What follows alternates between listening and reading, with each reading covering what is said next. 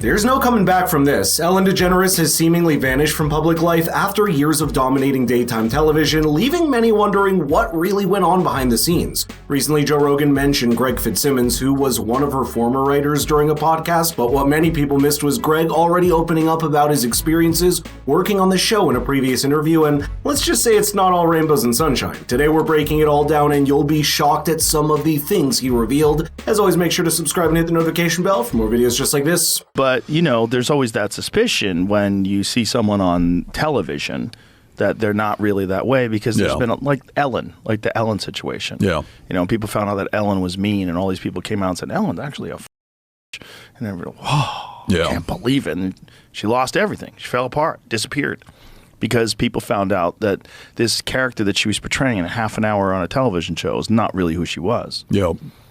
You know, but I hadn't already known that because I had a buddy who worked for her. And he was like, she's a monster. Yeah. I didn't really had a lot of awareness.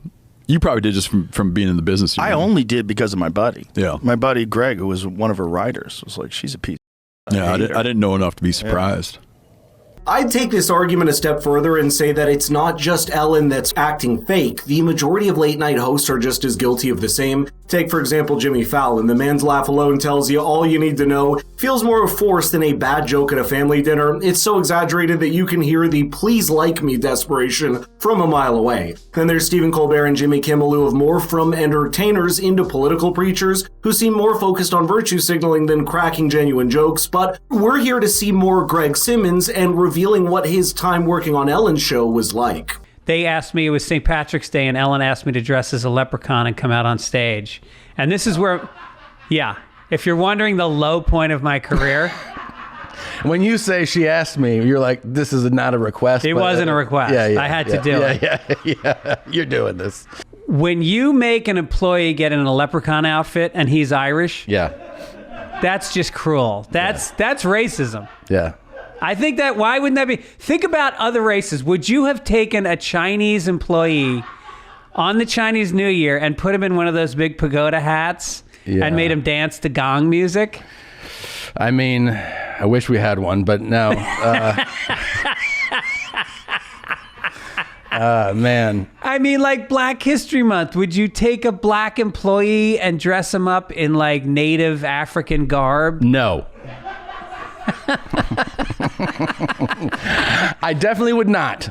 We have a very nice black man here, and I would never disrespect you like that. Greg has worked on this show from 2003 to 2005 as a writer and producer, and he won 4 Emmys for it. And he's not the only one making allegations of this racism. Another former employee of the show, who was a black woman, told BuzzFeed that a senior producer once told her that another black employee, "Oh wow, you both have box braids, I hope we don't get you confused." When she'd bring up the issue of racism to her boss, he'd allegedly use his black friend as some way to understand your struggle. But according to her, it was all performative BS. Wait, I gotta ask you, because it was like such big news and entertainment. What? With Ellen in the show.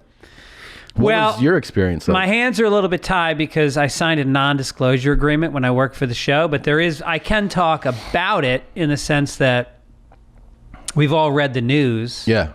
This is no like, a couple disgruntled people. No. It's a lot. Yeah. And does it, the fish stinks from the head? It's like, it's all somebody's fault, right? Yeah. Yeah. And I mean, look at your crew. Look how happy everybody is here. Like, I actually think about the way you guys run your podcast studio and how people will work so hard for you when you're just decent to them. Yeah. And they're doing it for the right reasons. People don't work hard when they're being treated cruelly. They work out of fear.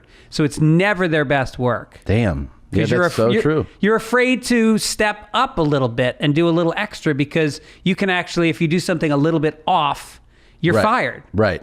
The amount of alleged fear and intimidation that went in behind the scenes of Ellen is truly mind-blowing. For instance, one employee told BuzzFeed, "I never felt like it was safe to go to my manager when I had issues because this was the same person who would wait for me to go to the bathroom and then message me asking me where I was and why I wasn't at my desk." And another one claimed they feel that everybody who works at The Ellen Show is lucky to work there, so if you have a problem, you should leave because we'll hire someone else because everybody wants to work here. I've noticed, by the way, you haven't liked the video or subscribed to the channel yet, so what are you waiting for? Now, Tim Dillon also gave his 2 cents on the situation, and no one could put it better than him. Ellen's rough. Ellen is like an old... But it's a rough one now. It's a rough one now because she was running Abu Ghraib in the back of her show. That's a rough one. She's out there dancing with Kristen Bell, and in the back, there's people that are getting up on the rack like this. It's so weird when you see, like, a lot of people saying that someone who seems so nice is not nice at all. She doesn't seem nice, but that's people have a very poor judge of character. She doesn't seem nice. It seems forced. People that are like that all the time, she doesn't seem nice. It's very forced. And whatever, you're allowed to be a bitch, right? You're allowed to be a bitch. You're allowed to be nasty to people. You're accomplished. You're a comedian. You did the whole thing.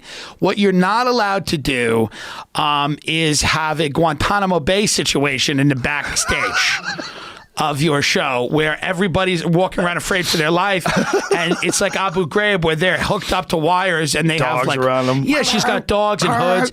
If an intern's late, they have a hood on. I don't support that. That's just me. Yeah, I'm with you. Yeah, I mean, I wish her the best.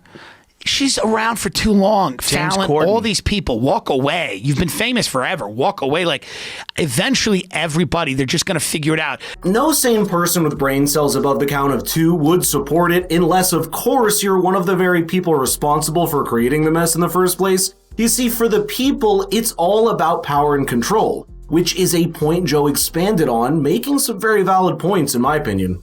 It's just people that they get in those positions of power, and if their whole life they've been with and picked on, or they've been marginalized, and then all of a sudden they're in control, like, oh, now it's payback.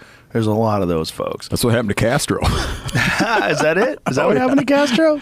Yeah, I mean, like, it's like in fact, I would talk about that a little bit in some, I've discussed that in like various conversations around when you watch like certain political fortunes rise as things become vindictive. And here's the thing, there's no way Ellen had zero idea about what was going on, as she later claimed. She wasn't just the face of the show, she was the driving force, the boss who set the tone. For years, former employees and guests hinted at how Ellen "be kind" mantra didn't extend past the cameras, so blaming it on management doesn't hold water. Simply put, the vibe of any workplace starts at the top, and for someone as involved as Ellen trying to act unaware feels more like an insult to everyone's intelligence. What's even worse is that in her Netflix special she was trying to play victim, saying she got kicked out of show business for being mean, boo-hoo. I guess, but I gotta give it to her. Ellen is one of the few celebrities who left the United States after Trump won, and she's currently in the UK. Good riddance.